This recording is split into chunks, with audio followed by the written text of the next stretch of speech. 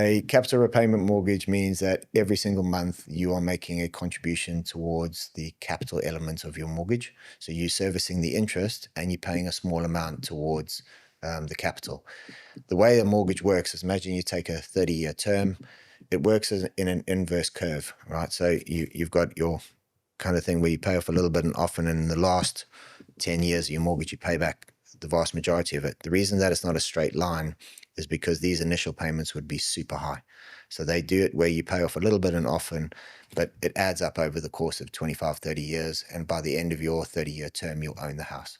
Interest only is exactly that. You effectively renting it. You're only servicing the interest. You're not making any sort of payment towards capital gains towards the capital elements of your mortgage. So your debt will never go down. So if you borrowed 150 grand, at the end of your 30 years, it'll still be 150 grand. What's the benefit of that? Well, like what Rob was talking about before, that inflation will have done a number on that debt. So if in 30 years' time the debt balance is still 100K, 100K has been inflated down in value. So for example, 100K in the last 12, like say over the highest point of inflation, lost 10% in real terms. So buy-to-let investors tend to do the interest-only route so that they can extract out cash flow and so that they can let inflation. The argument is to deflate the value, real terms value of the debt. But obviously it's a risky position because you're never actually clearing the debt. And one day they come around and go, where's the 100 grand? Or where's the, On your main residence, it's a risk. Yeah. Whereas on investment properties, you get to the age of 70, 80 or whatever it is on these terms, you kind of go, I'll just sell it all, realize the money and live off those proceeds. And you're right, the inflation and the capital appreciation of that asset gets to a point where if you bought the house at 300 over the course of 30 years, it's going to be worth 6, 7, 800,000 at the end. You then sell it, you pay off the 150 and you can then downsize. Yep. So on the residential side, a lot of the people who are using interest only have got, 4 or 5 bedroom houses. Are they desperate? They're just trying to get the payment down? Is that... Yeah, because we've got people, with kids in nursery. I mean, nursery is ridiculously expensive. You're telling me my son hasn't started yet because it's so expensive. And Give him homeschooling, home nursery. You're telling me I have absolutely no idea because I don't pay it. That was your take. I've seen the prices. I refuse to pay them because I've seen the prices.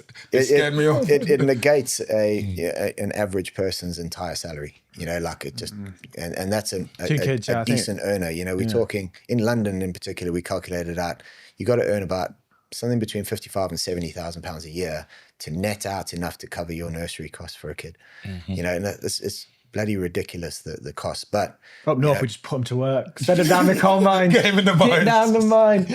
But the reason that some people are doing the interest only is because they've got these extra costs that maybe that people don't want to do interest only for their whole mortgage, right? And that's the one thing a lot of people forget is that we have a conversation and you're 30 years old, you've got no dependents. You're going to put you on capital repayment because you start chipping away at it. You then come to the end of that and you say, hey, I'm about to have my first baby. Great. When we remortgage you, we can put you on interest only because 2 years after or 1 year after you've had your first baby, you're more than likely going to have your partner going back to work and then nursery is going to start. At that point, we can free up a little bit more cash for you to be able to pay for those costs.